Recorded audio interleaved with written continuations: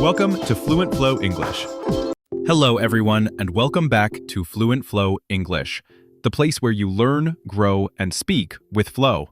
I'm Ryan. And I'm Emma. So glad you're here with us today. Today we're going to talk about something that might seem simple, but really can change everything. Your daily routine. That's exactly right. Many people chase big goals, big dreams, big results. But often, the real game changer is something smaller. What you do every day. Your daily routine shapes your habits, your mindset, and eventually, your success. For sure. Whether you're trying to improve your English, boost your career, or just become a better version of yourself, it all comes back to what you do consistently. And yes, that means even when you don't feel like it. Segment 1. Why routine matters. Let's start at the beginning. What exactly is a daily routine? Put simply, it's a pattern of actions you perform regularly, ideally with intention. Waking up, studying, exercising, reading. These become a routine when you do them day after day. And here's the thing. Doing them once won't cut it.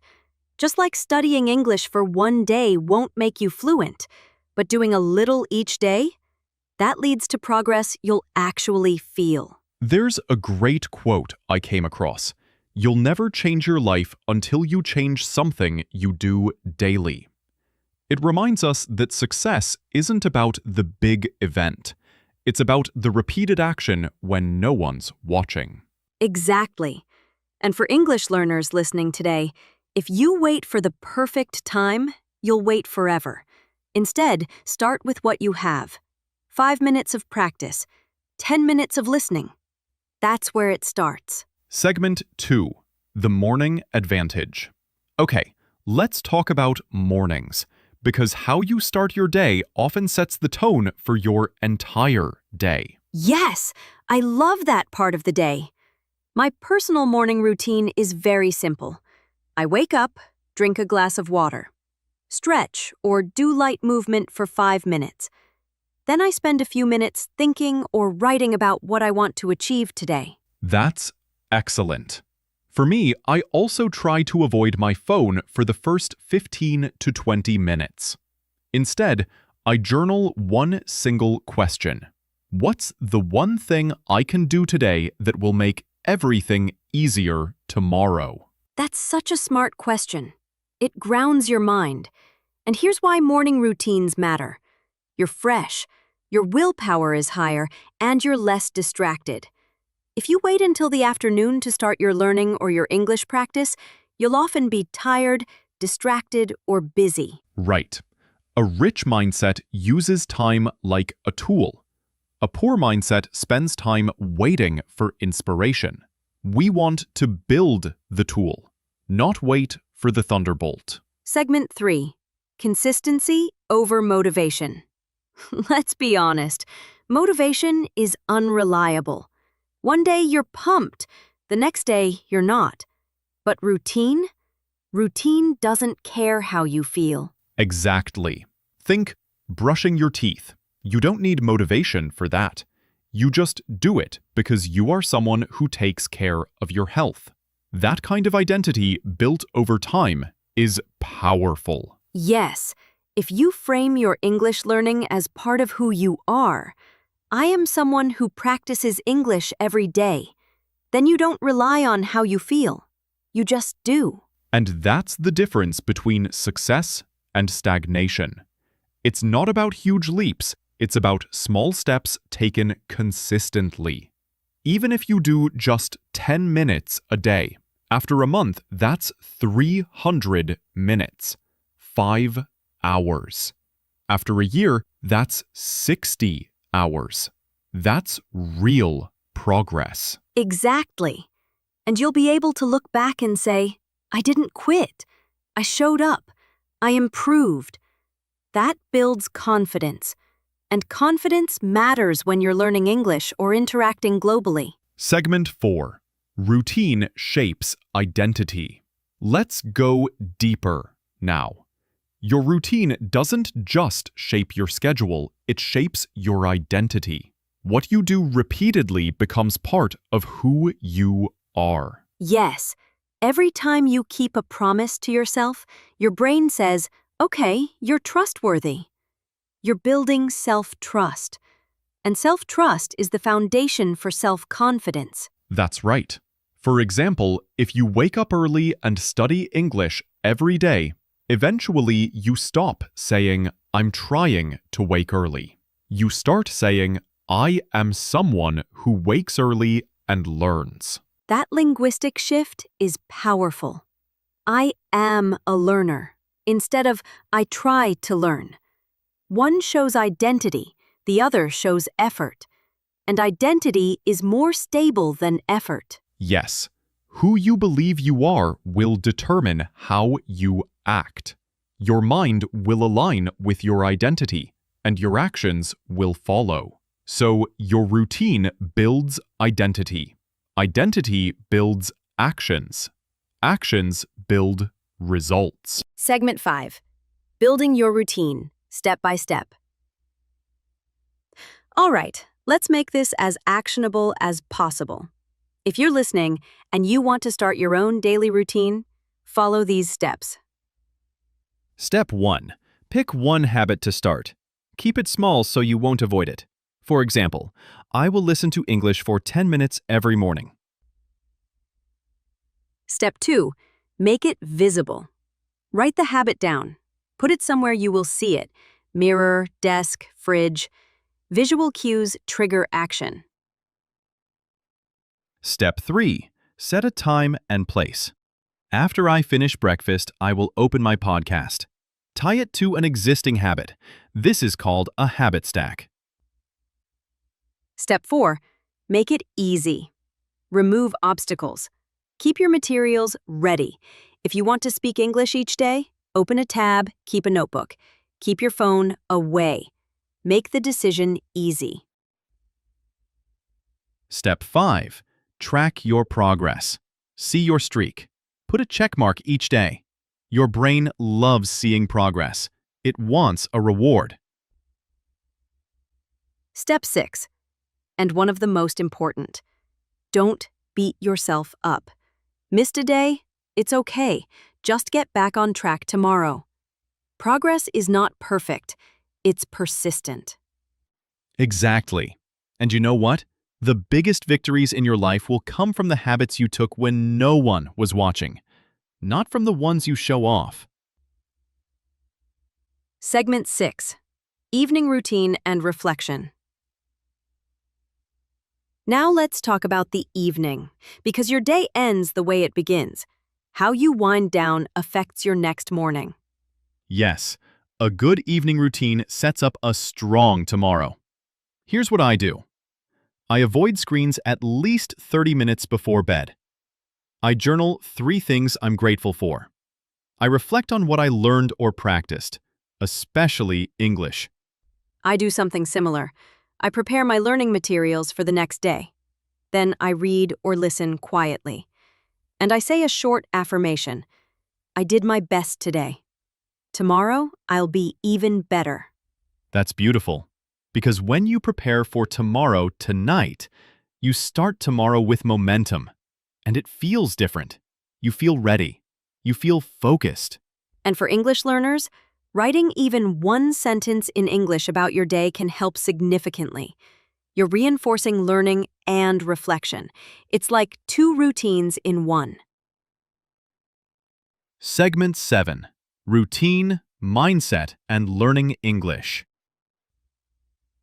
Now, let's tie all this back to learning English, because that's what we do here at FluentFlow English.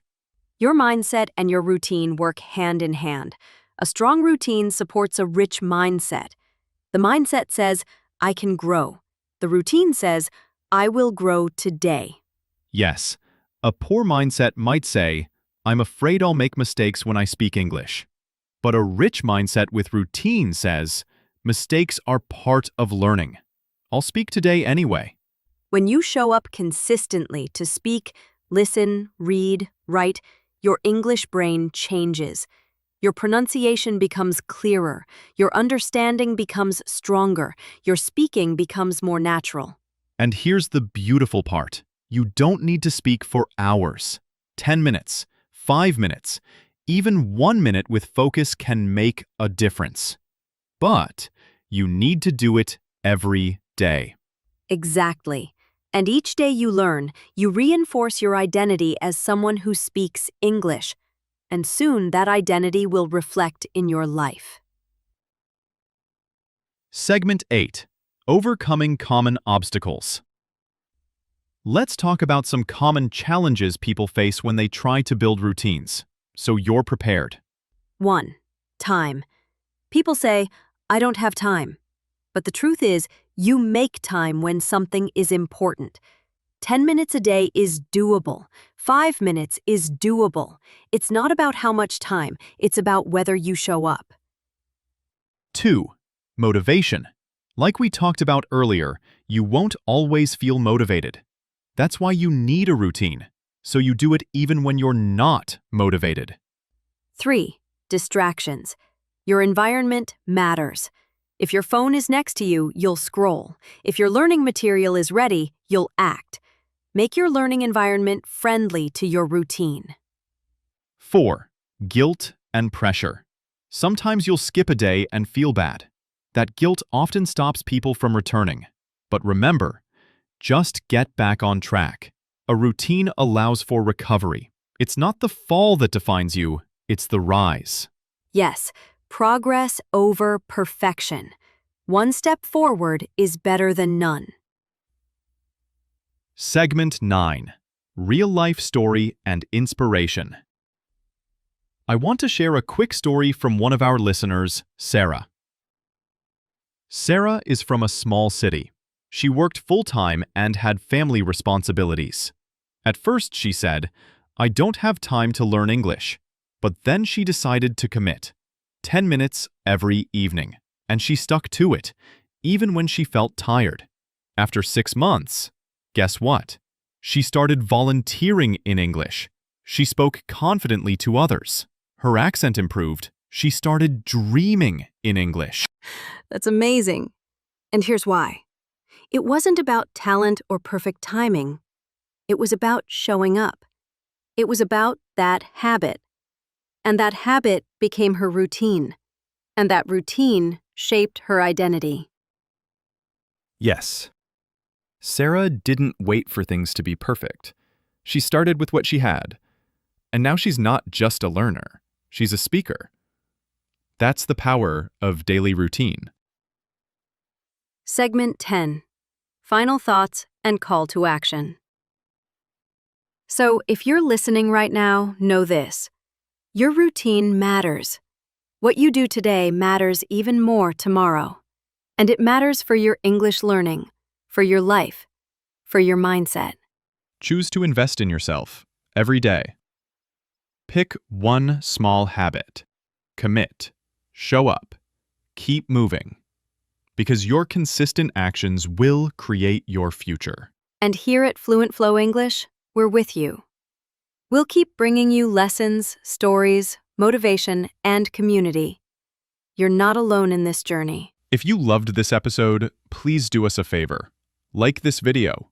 Comment below. What's the one habit you'll start tomorrow? Subscribe and hit the bell icon so you don't miss future episodes. And tell a friend who's also learning English. Invite them to join you. Because better together. Thank you so much for listening. Keep your routine strong, keep your mindset rich, and keep your English flowing. See you in the next episode of FluentFlow English. Welcome back to FluentFlow English. I'm Ryan, and with me, as always, is my amazing co-host, Emma. Hey everyone! It feels so good to be back. Today we're diving into one of the most powerful messages in life. Never give up. Yes, 2 simple words, but they carry the strength to change your life. Because at some point, every dreamer, every learner, every human being faces moments when giving up seems easier than going on. We all do. Maybe it's when learning English feels too hard. Maybe it's when life keeps throwing challenges your way. But what makes people truly strong isn't that they never fall. It's that they always rise again. Segment 1. The truth about struggle. You know, we often admire successful people, the athletes, the artists, the entrepreneurs. But we rarely see the nights they cried, the failures they faced, or the times they almost quit. Exactly. Behind every success story, there's a story of someone who refused to give up when things got hard. Let's be honest, life isn't a straight road. It's full of ups and downs. And sometimes it feels like every door is closing on you. In those moments, it's easy to think, maybe I'm not meant for this. But the truth is, every setback hides a setup for growth. Yes, think of your struggles as teachers.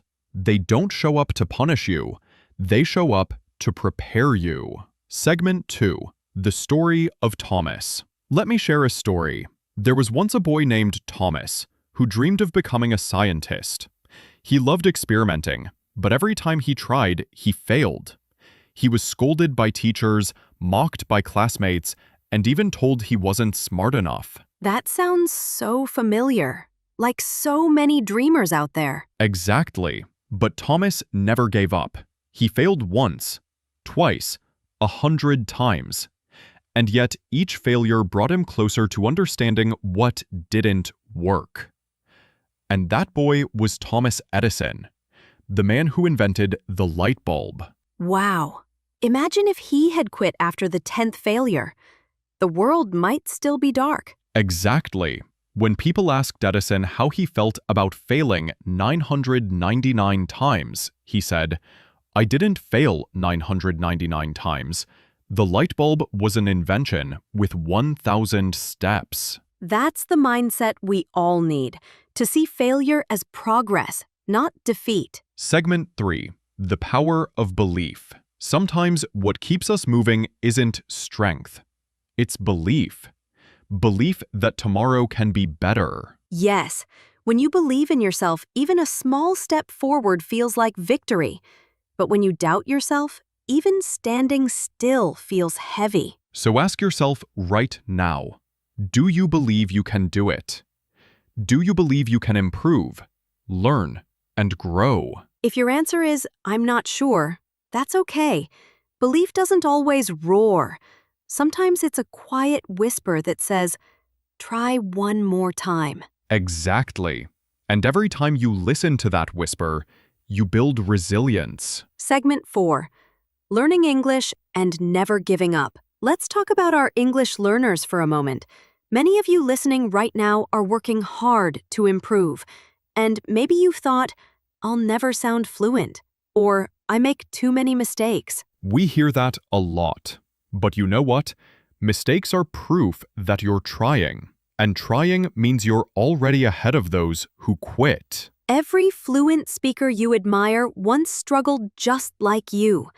Every great communicator once stumbled over words. It's not about being perfect.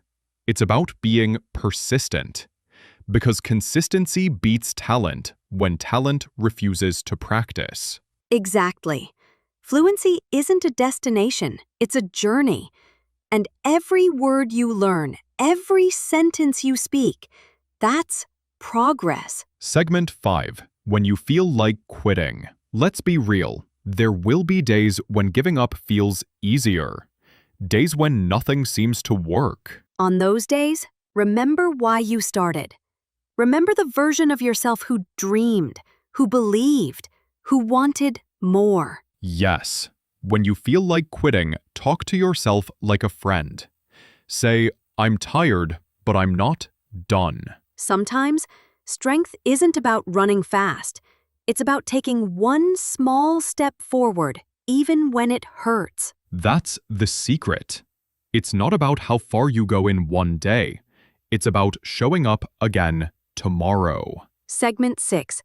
The story of Sarah, the runner. Ryan, can I tell one of my favorite stories? Of course. It's about a woman named Sarah. She was training for a marathon, her first one. But halfway through, her legs began to hurt, and her mind screamed, "Stop!" I can imagine that moment. The pain, the exhaustion. Exactly. But then she remembered why she started running. Not to win, but to prove to herself that she could finish. So she slowed down. Step by step, she crossed that finish line. And when people asked how she did it, she said, "I decided that quitting wasn't an option."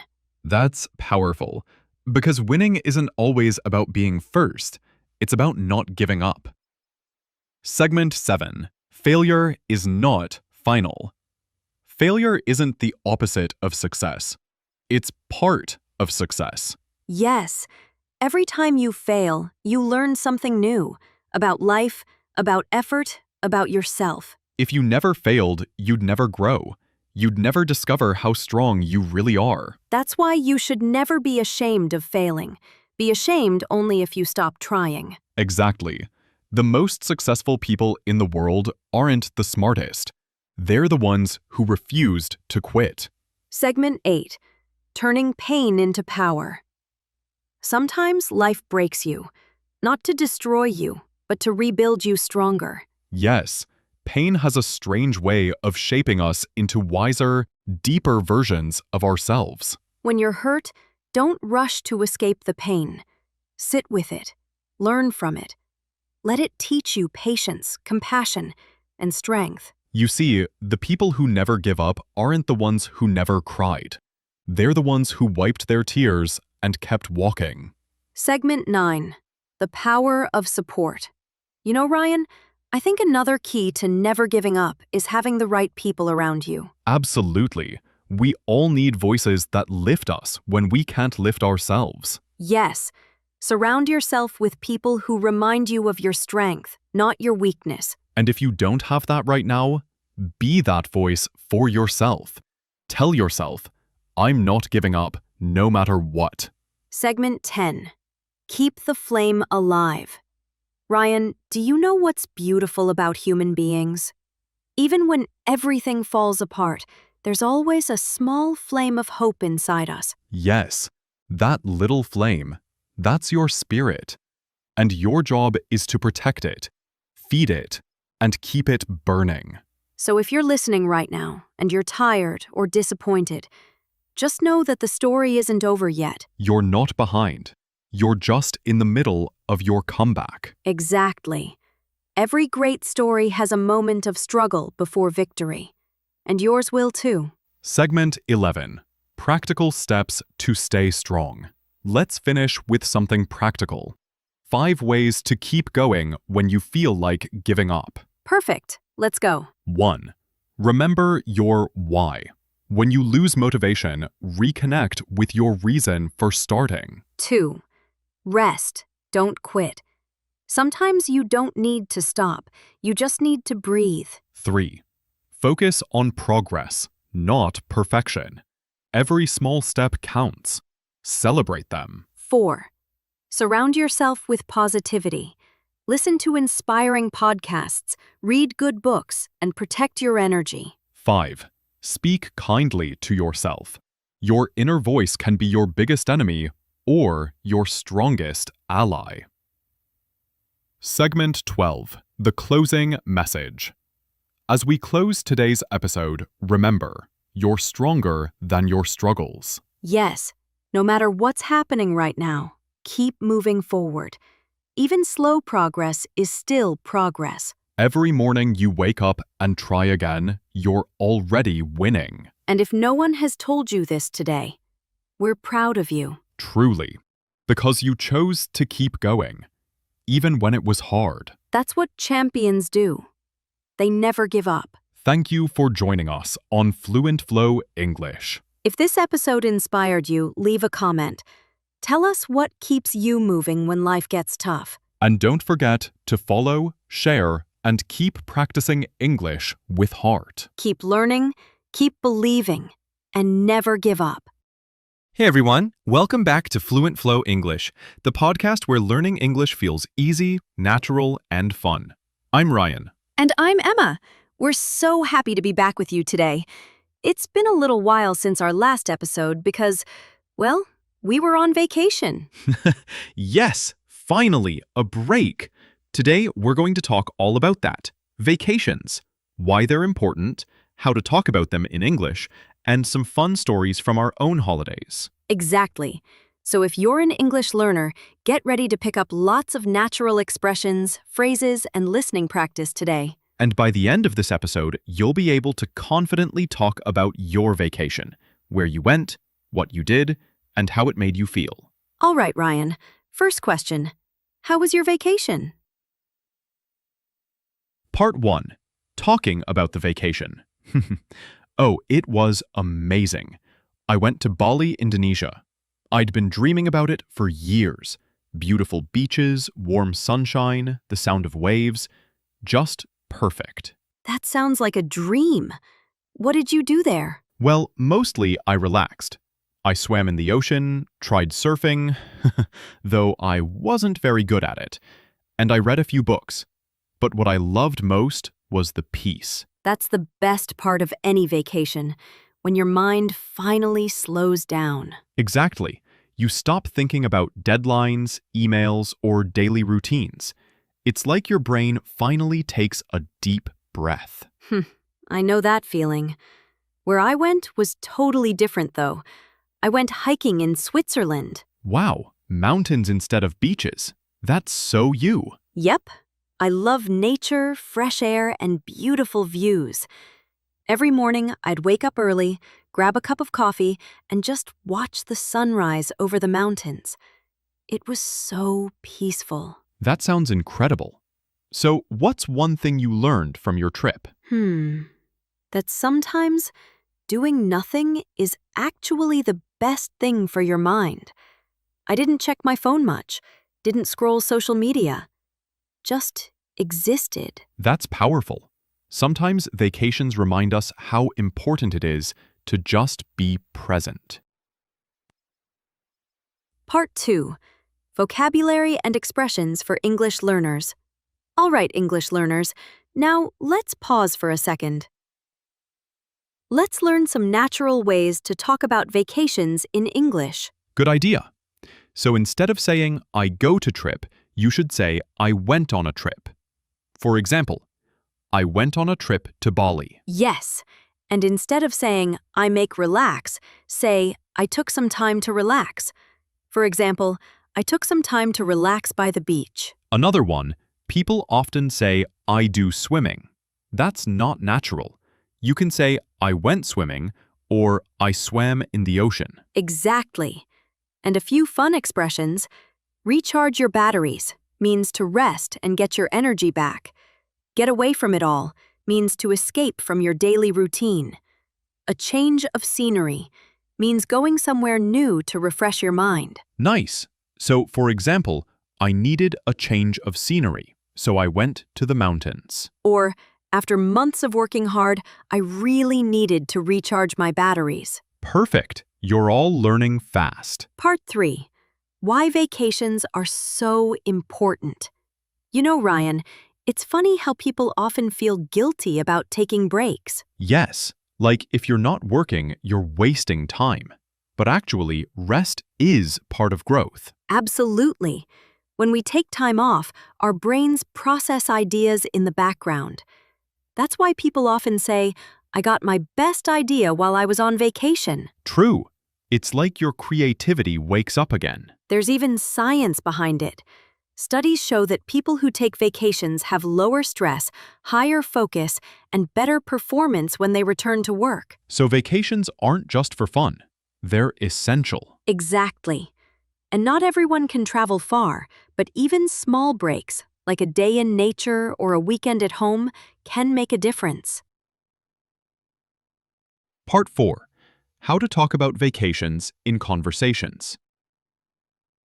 Let's help our listeners with some real-life English conversation examples. Good idea. So, Ryan, ask me like you would in real life. Okay. Hey, Emma, how was your vacation? It was amazing. I went hiking in the Alps. The weather was perfect and the views were breathtaking. Nice. Then I can say, wow, that sounds incredible. How long were you there? I stayed for a week. I wish it had been longer, though. And then you might ask, did you go alone or with friends? I went with a few friends from university. We hadn't seen each other in years, so it was really special. perfect example of natural small talk in English. Yes, simple questions like, where did you go? How long did you stay? What was your favorite part? These make you sound natural and friendly. Part 5. Story time. A funny vacation moment. Okay, now let's share something funny from our vacations. Oh, I've got one. On the second day of my hike, I got completely lost. No way! Yes, I was following what I thought was a trail, but it turned out to be a path made by goats, pretty much. Luckily, I found my way back after an hour, but I was starving. I sat down and had the best sandwich of my life. That's a great story. I had something similar. I lost my flip-flop in the ocean while taking a photo. Oh no! Yep, I spent 10 minutes trying to catch it. People were staring, and I just thought, well, this is my vacation workout. Classic. See, vacations always give you stories to tell. Part 6. English Learning Tip. Talk about real experiences. You know, talking about vacations is not just fun.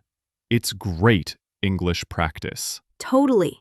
When you describe your experiences, you naturally use past tense, adjectives, and storytelling vocabulary. Yes. For example, I visited, I enjoyed, I tried, I met. These are all useful past tense verbs. And adjectives make your story interesting. Amazing, peaceful, relaxing, exciting, unforgettable. So next time you talk to your English friends or teacher, tell them about your vacation. It's the best way to sound natural. Part 7. The Mindset Lesson. Before we wrap up, let's talk about one more thing. The mindset behind vacations. Yes, vacations aren't about escaping life. They're about recharging, so you can live it better. Exactly. It's not about luxury. It's about balance. Even a quiet weekend can reset your energy. And when you return, you see things differently. Problems seem smaller. You feel lighter. So if you've been working nonstop, maybe it's time to take a short break. Even if it's just a mental vacation. Go for a walk, read something inspiring, or spend time with people you love. Because sometimes, the best way to move forward is to pause. That's all for today's episode.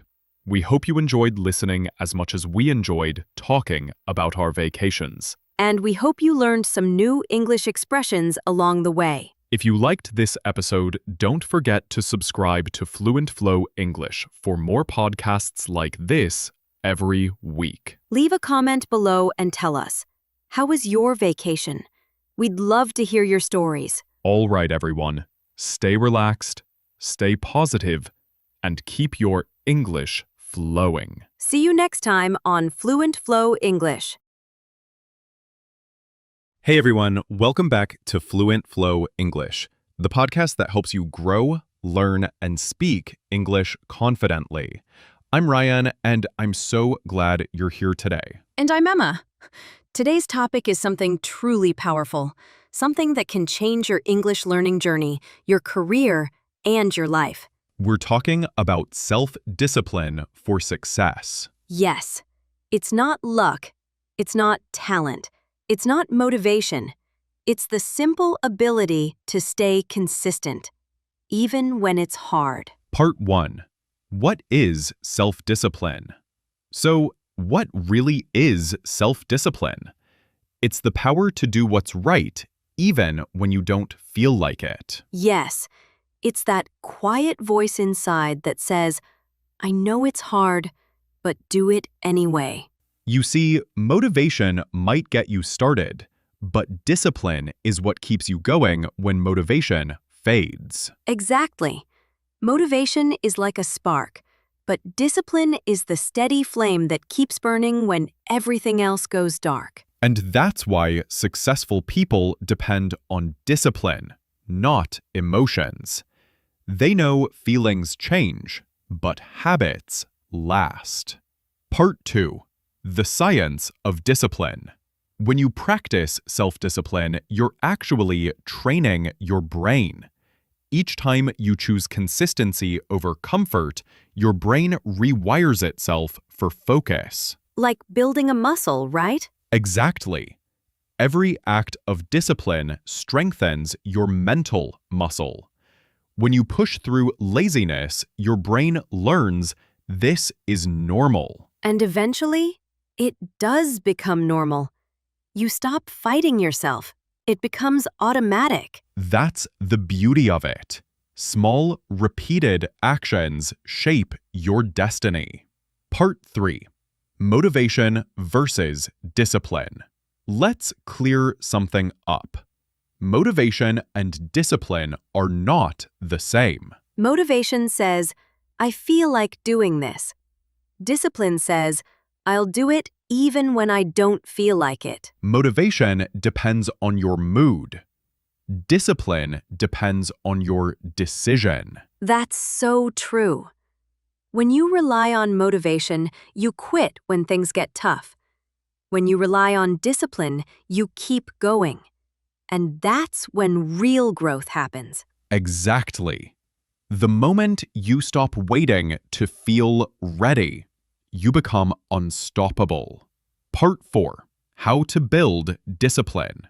Okay, let's talk about how to build self-discipline step by step. Step 1. Start small. Don't try to change your whole life at once. Begin with one small, repeatable habit, like studying English for just 10 minutes a day. Yes, success grows from small wins, not big leaps. When you keep small promises to yourself, your confidence grows. Step 2. Create structure. Set a routine. For example, every evening at 7 p.m., I listen to an English podcast. Step 3. Remove distractions.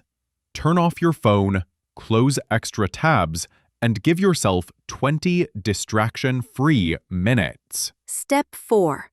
Accept discomfort. It's normal to feel lazy sometimes, but don't let that feeling decide your future. Exactly. Discipline is doing what's needed, especially when it's not easy. And step 5. Be patient. Discipline builds slowly. Progress is invisible at first, but it's always happening. Part 5. Real-life examples. Think about professional athletes. They don't train only when they feel good. They train every single day. Or great musicians. They practice for hours, not because it's fun, but because they want mastery. Same goes for learning English. You can't wait for motivation. You have to create momentum. Exactly. Study when you're tired, practice when you're busy, because that's when discipline is built. Those small, daily actions are the real difference between I wish and I did. Part 6. The mindset shift. Discipline isn't about punishment. It's about freedom. Yes, freedom from distractions, from laziness, from regret. When you're disciplined, you take control of your life instead of letting life control you. Exactly. Discipline says, I choose what matters to me, not what's easy. Every time you show up when it's hard, you're telling your future self, I'm building you. That's the power of discipline. It creates self-respect. Part 7. Building habits that stick. Habits are the building blocks of discipline.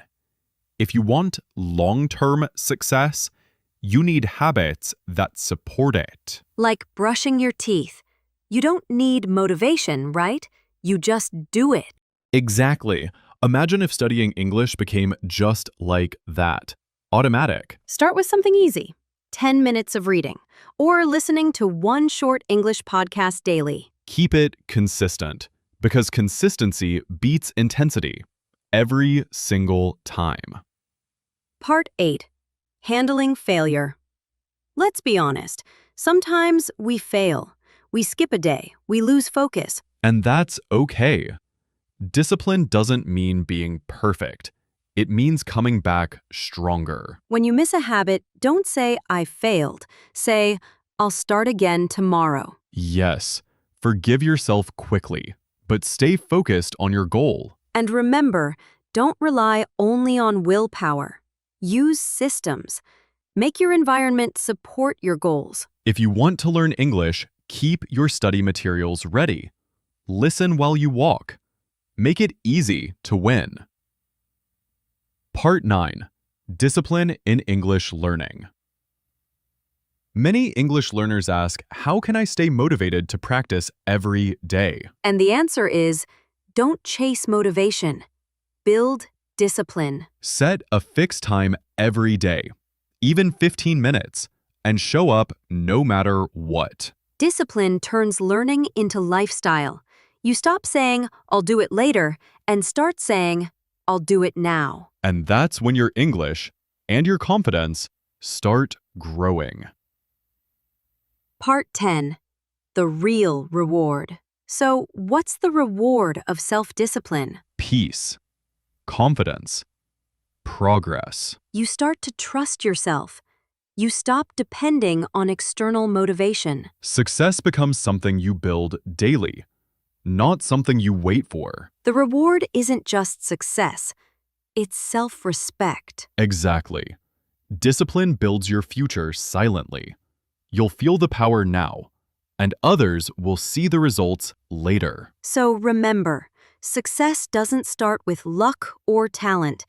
It starts with a decision. A decision to be consistent, to show up, to stay committed. And when you do that, you become unstoppable. That's it for today's episode of FluentFlow English. If you enjoyed this podcast, hit the subscribe button and share it with a friend who needs motivation. And tell us in the comments, what's one area of your life where you want to be more disciplined? Thanks for listening. Keep your English flowing and your goals growing. Hey everyone, welcome back to FluentFlow English, the podcast that helps you improve your English while building a stronger, more confident mindset.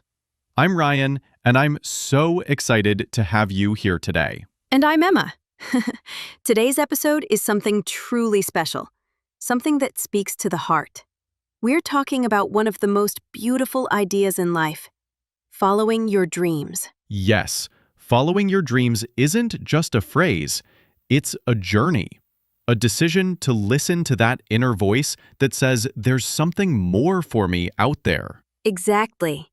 And no matter who you are, where you come from, or what you're learning, your dreams are what make life meaningful. Part 1. What does it mean to follow your dreams? Let's start simple. What does it really mean to follow your dreams? It's not just about wanting success, money, or fame.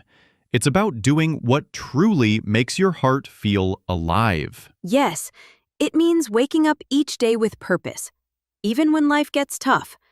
It's about chasing the things that make you grow, learn, and become your best self. Following your dreams doesn't always mean quitting everything and moving to a new city.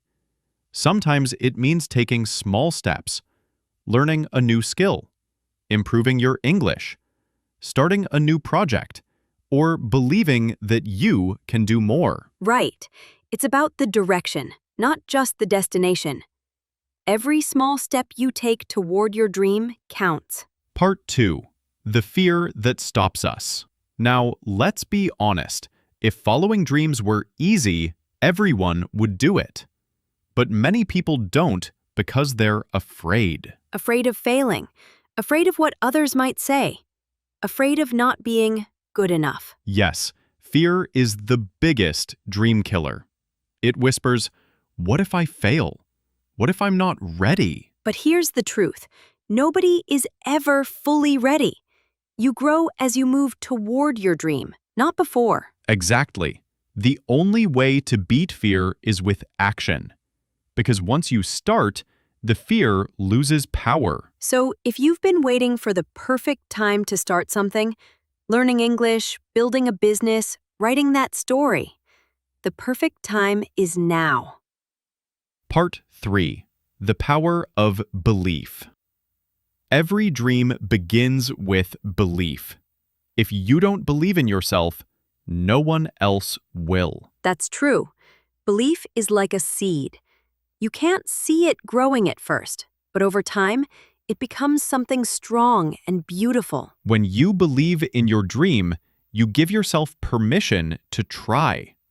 And that's the first step toward success. Yes, people who achieve amazing things aren't always the smartest or luckiest. They're the ones who believe it's possible and never stop trying. Belief creates confidence, and confidence creates action. And action changes everything. Part 4. Overcoming doubt and failure. Let's talk about failure, because it's part of every dream journey. Yes, people often think failure means the end, but it's not. It's feedback. It's the universe saying, try a different way. Exactly. Every person who succeeded, from artists to entrepreneurs, failed many times first. Thomas Edison once said, "I didn't fail. I just found 10,000 ways that didn't work." That's the mindset of dreamers. So don't be afraid of mistakes. Be afraid of not trying. Because failure is just a teacher, and discipline is your best student. Part 5. Why following your dream matters. So, why does this matter? Why should you follow your dream even when it's scary? Because life is short. And living someone else's life, doing what others expect, can never bring true happiness. When you follow your dream, you inspire others to do the same. Your courage becomes a light for others who are still afraid to start. And remember, you don't have to be extraordinary to begin. You become extraordinary through the journey. Part 6. How to follow your dreams step by step. Let's make it simple. Here's how you can start following your dream today, step by step. Step 1. Be clear. Ask yourself, what do I really want? Write it down. Dreams become real when you give them words. Step 2. Make a plan. Every big dream starts small. Break it into steps. Learn, practice, and improve every day. Step 3. Take daily action. Even 10 minutes a day toward your dream adds up over time. Step 4. Ignore negativity. Some people won't understand your dream. That's okay. It's not their vision. Step 5. Stay consistent. Discipline is the bridge between dreams and reality. And step 6. Celebrate progress. Even the smallest win deserves recognition. It keeps your motivation alive. Part 7. Dreams and English learning. Let's connect this to English learning, because that's what we love helping you with. Yes, if your dream is to speak English fluently, remember, it's not about being perfect. It's about progress. Exactly. Every time you listen, practice, or speak, you're living your dream, step by step. Following your dream to speak English confidently will open doors to new friends, new jobs, and new experiences around the world. So don't give up when it feels hard. That's just part of the journey. Part 8. Stories of Dreamers. Let's share a few real stories. J.K. Rowling. She was rejected by 12 publishers before Harry Potter became a global phenomenon. Walt Disney was told he lacked imagination. Now his creations inspire millions. And look at Elon Musk. Countless failures, but he kept dreaming bigger. The lesson? Dreamers fail, but they never stop believing. You can be one of them too, in your own unique way. Part 9. Believe, act, and inspire. Following your dream isn't about being the best, it's about being authentic. Yes, it's about being honest with your heart, about what you truly want in life. And when you follow that path, you inspire others without even realizing it.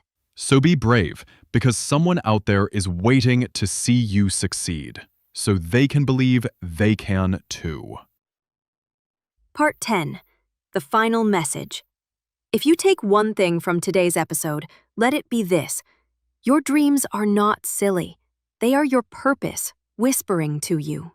Don't let fear, doubt, or others' opinions stop you. Your dream belongs to you, not to anyone else. Start small, stay consistent, and keep believing, because every step counts. And remember, dreams don't work unless you do.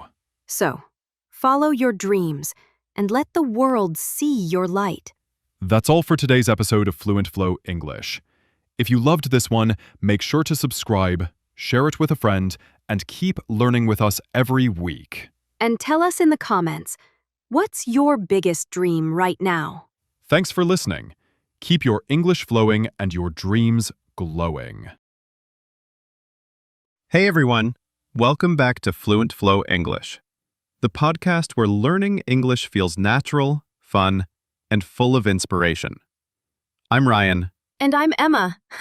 It's so good to have you with us today. Today, we're diving into a topic that can literally change your life. Not just in English learning, but in everything you do. Mindset. Yes, we're talking about the difference between a rich mindset and a poor mindset. And no, it's not just about money. It's about how you think and how your thoughts shape your reality. Exactly. The way you think determines how far you go in life. People with a rich mindset believe they can learn, grow, and create success. People with a poor mindset often wait for life to give them something. And that's the magic. Mindset is something you can change, starting today. Part 1. What is mindset? So let's start simple. What do we mean when we say mindset? Mindset is the way you think about yourself, others, and the world around you. It's like a lens, how you see things. Exactly. For example, if someone says, "I can't learn English, it's too hard," that's a poor mindset. But if they say, "It's challenging, but I'll get better with practice," that's a rich mindset. The rich mindset believes in possibility. The poor mindset believes in limitations. And the difference between those two beliefs changes everything. Part 2. Everyday examples. Let's bring this to daily life. Think about learning English. Yes, a poor mindset says, "My accent is terrible." While a rich mindset says, "My accent shows where I come from, and that's something to be proud of." Exactly. The rich mindset focuses on progress, not perfection. Here's another example. Failure. When someone with a poor mindset fails, they think, "I'm not good enough." But a rich mindset says, "That didn't work. What can I learn from it?" Right. They see failure as feedback, not as final. And that's how they keep improving, because they don't give up after a mistake. Part 3. The power of questions. Emma, I think one of the biggest differences is the questions people ask themselves. Oh yes, totally. A poor mindset asks, "Why does this always happen to me?" But a rich mindset asks, "What can I do differently next time?" Exactly. The first question makes you feel stuck. The second one gives you power. That's why I always say, your language shapes your thinking. And that's a great English tip too. Try asking yourself powerful questions in English, like, "What can I learn from this?" Or, "What can I improve today?" You'll be surprised how changing your words can change your mindset. Part 4. scarcity versus abundance. Now, let's talk about something super important, scarcity versus abundance. Ah, yes. Scarcity means you believe there's not enough. Not enough money, time, or opportunity. And abundance means you believe there's always more to learn, more to give, and more to create. People with a poor mindset think, if someone else wins, I lose. While people with a rich mindset think, if someone else wins, that means success is possible for me too. Exactly. Abundance thinking creates collaboration. Scarcity creates competition and fear. When you celebrate others' success, you attract more success to yourself. That's the secret most people miss. Part 5. Time and habits. Let's talk about another big difference, how people use their time. Yes. A poor mindset chases instant gratification, short-term pleasure. Like saying, I'll watch one more episode instead of studying English for 10 minutes. Exactly. But a rich mindset values long-term growth. They think, I'll study now so I can enjoy more freedom later. It's all about habits. Tiny daily actions create huge results over time. A poor mindset says, it's too late to start. A rich mindset says, the best time to start was yesterday, but the second best is today. That's such a good line. Everyone listening, start now, even if it's small. Part 6. Environment and influence. Another thing that shapes mindset is who you spend time with. Absolutely. If you're surrounded by negative people, it's really hard to stay positive. Yes, poor mindset people complain and blame. Rich mindset people take responsibility and act. And they're always learning. Reading books, listening to podcasts, like this one. Exactly. Surround yourself with voices that lift you up. Your environment is like the soil for your mind. You can't grow healthy thoughts in toxic soil. That's deep and true. Choose your environment wisely. Part 7. Gratitude. Let's talk about one of the most powerful rich mindset habits, gratitude. Yes, people with a rich mindset are grateful even for small things. A poor mindset says, I don't have enough.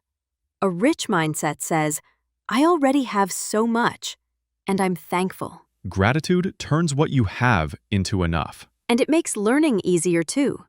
When you focus on how far you've come, you feel motivated to keep going. Exactly. Gratitude shifts your focus from problems to possibilities. Part 8.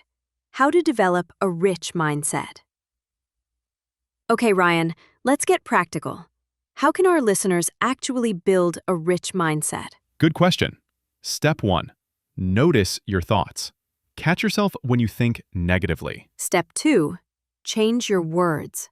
Replace I can't with I can learn how. Step 3. Surround yourself with positive input. Read, listen, and talk to people who inspire growth. Step 4.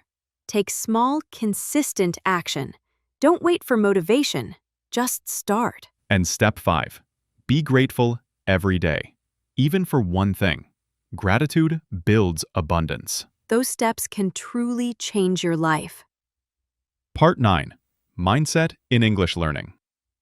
Let's bring it back to our audience's goal, learning English. Yes. A poor mindset says, my English is bad. A rich mindset says, my English is improving. A poor mindset says, I'm afraid to speak. A rich mindset says, I'll speak and learn from my mistakes. That's the spirit. Progress, not perfection. Learning a language takes time, but with a rich mindset, you'll actually enjoy the process. Exactly. Every new word, every small improvement. That's growth. Part 10. Closing thoughts. So, what we've learned today is simple but powerful. Being rich isn't about money. It's about mindset. Yes. Your thoughts shape your world. You can choose to think in limits or in possibilities. Choose growth. Choose gratitude. Choose abundance. And remember, your words have power. Speak positively, think boldly, and believe in yourself. We hope this episode inspired you to think a little differently today. If you enjoyed it, subscribe, share it with your friends, and keep practicing with FluentFlow English. Welcome back to FluentFlow English. I'm Ryan, and as always, I'm here with my amazing co-host, Emma. Hey everyone, it's such a joy to have you here again.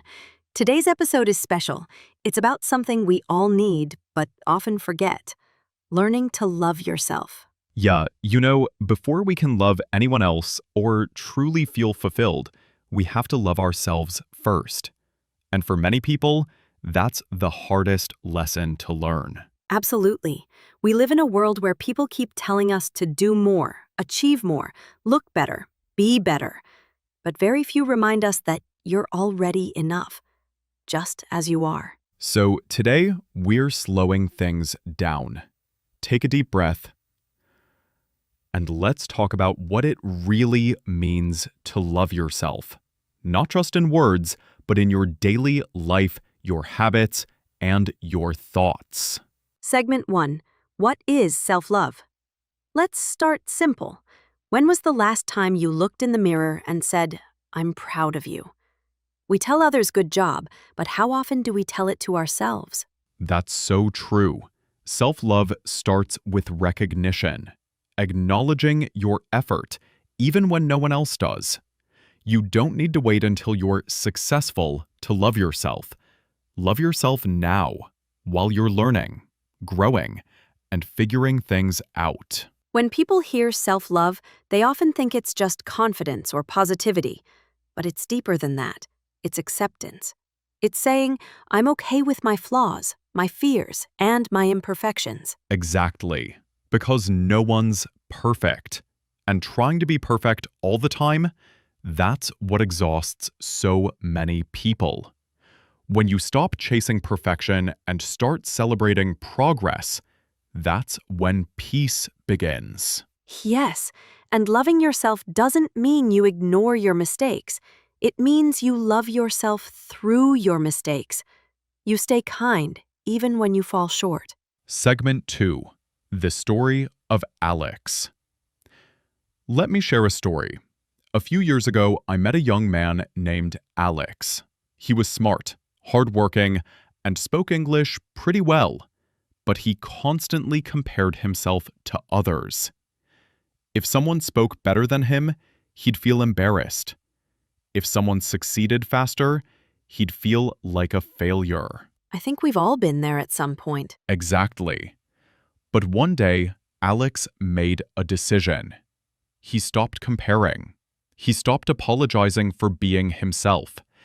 Instead, every morning he asked just one question. What's one small thing I can do today to make myself proud? That single question changed everything. His confidence grew, his English improved, and for the first time he was truly happy. Not because he was perfect, but because he was at peace. That's so beautiful. And that's what self-love does. It doesn't give you a new life. It helps you see the life you already have differently. Segment 3. The role of self-love in learning. Let's connect this to something our listeners care about: learning English. When you love yourself, you become patient with your journey. You stop saying, "I'm bad at English," and start saying, "I'm learning English." Yes, because self-love removes pressure and adds passion. When you believe in yourself, you practice more, you enjoy the process more, and you stop being afraid of mistakes. We tell our students all the time, fluency isn't about perfection. It's about consistency, confidence, and compassion. Exactly. When you treat yourself kindly, you build resilience. And resilience makes you unstoppable. Segment 4. Self-love versus selfishness. I think many people confuse self-love with selfishness. They feel guilty for saying no or for putting themselves first. You're right. But real self-love is the opposite of selfishness. When you love yourself, you have more love to give others. It's like filling a cup. You can't pour into others if your cup is empty. Exactly. When you're kind to yourself, you show up better, more calm, more patient, more understanding. That's why people who truly love themselves often radiate peace. They don't seek validation. They already have it inside. Segment 5, the hardest part, forgiveness. Now, Ryan, I think one of the hardest parts of self-love is forgiveness. Ah, yes. Forgiving yourself. That's something we all struggle with. We replay mistakes like old songs we can't stop listening to. Yes, but here's the truth. You can't heal if you keep reopening the same wound. Forgive yourself for not knowing better before you learned. Forgive yourself for trying and failing. Forgive yourself for being human. Forgiveness doesn't mean forgetting. It means choosing peace over pain. And when you do that, you breathe easier. You stop fighting your past and start living in your present. Segment 6, setting boundaries. Another part of self-love is boundaries. Loving yourself means saying no to things that drain your peace. Exactly. So many people say yes to everything, afraid to disappoint others, but in doing so, they disappoint themselves. Setting boundaries isn't rude, it's healthy. You can't say yes to growth if you're always saying yes to stress. Beautifully said. And that includes online life too. Take breaks from social media. Don't compare your behind the scenes to someone else's highlight reel. Right. Comparison kills confidence. Love grows in silence, reflection, and gratitude, not endless scrolling. Segment 7. Listener story, Maria. You know, Ryan, this reminds me of an email from one of our listeners, Maria. She said she felt embarrassed about her accent when speaking English. She wrote, "People might laugh at me." And I told her, your accent is your story. It's not something to hide. It's proof you're brave enough to learn. I love that, because that's exactly what self-love is. Owning your uniqueness. There's only one you in this entire world, and that's your power. Segment 8. The energy you give yourself. Here's something many people forget. You teach others how to treat you by how you treat yourself. Yes, if you keep putting yourself down, others might start believing you're not worth respect. But when you carry yourself with love, you set the standard. That confidence, that peace, it's magnetic. It attracts the right people, opportunities, and love that matches your energy. Segment 9. Practical self-love habits. Okay, Ryan, let's make this practical. Let's give our listeners some easy ways to practice self-love every day. Great idea. Here are 5 simple but powerful ones. 1. Start your day with kindness. Before checking your phone, say one kind thing about yourself. It could be, "I'm grateful for my effort," or "I'm doing my best." 2. Practice gratitude. Write down 3 things you're thankful for, even small ones like good coffee or sunshine. 3. Take care of your body. Drink water, sleep enough. Move your body with love, not punishment. 4. Forgive yourself daily. Don't carry yesterday's mistakes into today. 5. Do something that makes your soul happy. Listen to music, draw, walk outside, anything that fills your heart. And here's my favorite. Speak gently to yourself. Your mind believes what you tell it most often, so tell it the truth. You are enough. Segment 10, the closing message. As we wrap up today, remember this. You can't pour love into others if your own heart is empty. Love yourself, not because you're flawless, but because you're growing. Yes, you deserve the same kindness and love you give others. You don't need permission to feel worthy. You already are. You don't have to be perfect to deserve rest, joy, or peace. You just have to be human. Thank you for listening to FluentFlow English. If this episode touched your heart, tell us in the comments. What's one thing you love about yourself? And if you're learning English while becoming the best version of yourself, subscribe and share this podcast with your friends, because love and learning grow when we share them. Until next time, keep learning, keep loving, and keep your English flowing.